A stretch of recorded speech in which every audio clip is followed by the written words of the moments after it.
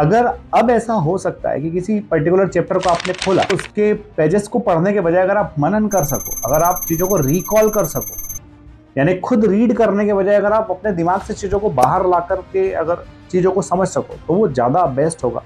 क्योंकि आपने जो कुछ पढ़ा है वो हमारे सबकॉन्शियस में चला गया, उसकी कई सारी लेयर्स बन गई है। तो अब इन लेयर्स में से चीजों को बाहर लाना बहुत ज्यादा जरूरी है। आप लोग क्रिकेट के खेल से वाकिफ हो, आपने देखा होगा कि जैसे ही हमारे बैट्समैन बैटिंग करने जाते हैं, शुरुआत के 1-2 ओवर वो बड़ा आसानी से खेलते हैं, पूरे पिच को समझते हैं। सेम इसी चीज की आवश्यकता होती है एनडीए या फिर सीडीएस के पेपर के दौरान। हो सकता है अगर मैं एनडीए के मैथमेटिक्स की बात करूं तो 120 क्वेश्चन है।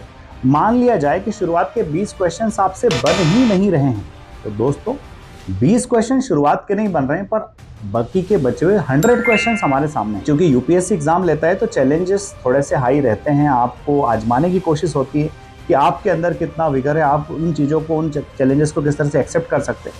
बट अगर वो 2.5 घंटा आपने वहाँ शिद्दत से गुजारा तो डेफिनेटली एनडीए के बच्चे का एनडीए निकलेगा, सीडीएस के बच्चे का सीडीएस निकलेगा। इसकी एग्जामिनेशन जो 1 सितंबर को हो रही है, इसमें गिनती के दिन बचे हुए हैं।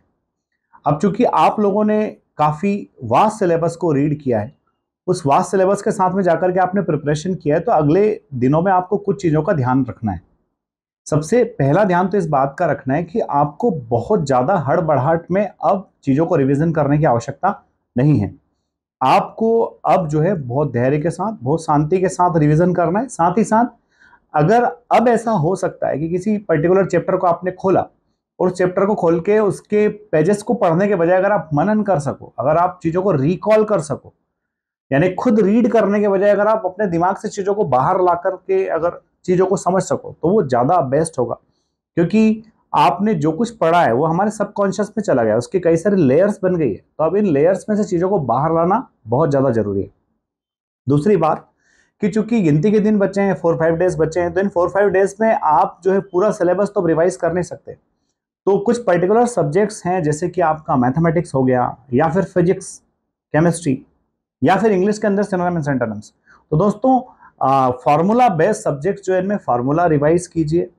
फार्मूला रिवाइज करने के साथ साथ कुछ इंपॉर्टेंट फैक्ट्स एंड फिगर जो आपने कुछ शॉर्ट नोट्स बनाए हों, उन शॉर्ट नोट्स को रिवाइज कीजिए। और सबसे बड़ी चीज है अभी फिलहाल धैर्य रखने की, क्योंकि अब बच्चों को लगने लगा कि पता नहीं पेपर कैसा आएगा। तो भाई पेपर वैसा आएगा जैसी हमारी तैयारी है।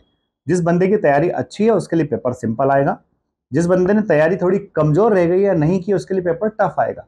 तो पेपर के बारे में आपको चिंता करने की आवश्यकता नहीं है। आप अगर इन 4-5 डेज में अपने आप को काम रखोगे तो आप देखोगे कि 1 सितंबर के दिन, जिस दिन पेपर आपके हाथ में रहेगा, उस दिन आपको लगेगा कि सिर्फ वही पूछा गया जो मुझे आता है। अब एक और इंपॉर्टेंट बात कि पेपर वाले दिन क्या करना है। देखो भाई, यूपीएससी एग्जामिनेशन कंडक्ट करा रहा है।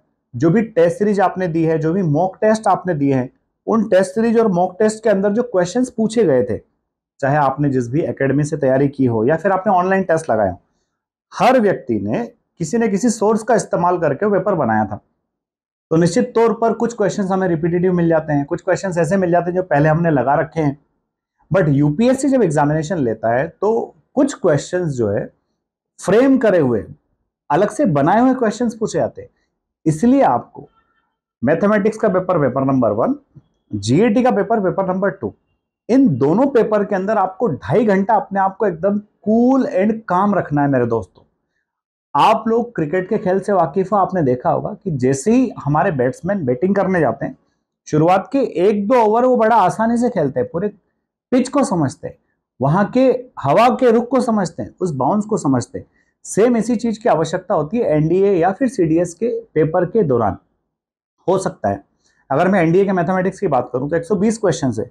मान लिया जाए कि शुरुआत के 20 क्वेश्चन आपसे बन ही नहीं रहे हैं, तो दोस्तों 20 क्वेश्चन शुरुआत के नहीं बन रहे हैं, पर बाकी के बचे हुए 100 क्वेश्चन हमारे सामने हैं और आपको सिर्फ 40 क्वेश्चन सही करके आना है।